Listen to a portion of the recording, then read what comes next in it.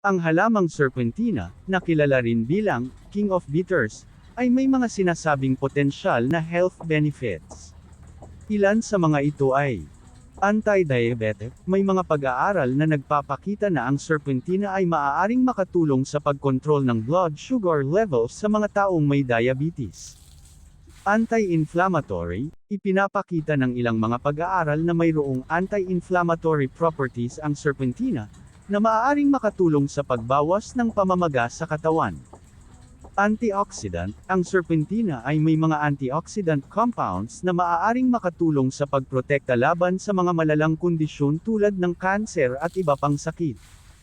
Digestive health, maaaring magkaroon ng mga benepisyo ang serpentina sa gastrointestinal health. Maaaring ito ay makatulong sa pag-aayos ng tiyan at pagpapalakas sa digestive system. Immune system support, dahil sa mga posibleng antioxidant at anti-inflammatory properties nito, maaaring magkaroon ng positibong epekto ang serpentina sa immune system. Ngunit mahalagang tandaan na kailangan pa rin ng mas maraming pagsasaliksik upang tiyakin ang mga benefits na ito at ang tamang dosage ng serpentina.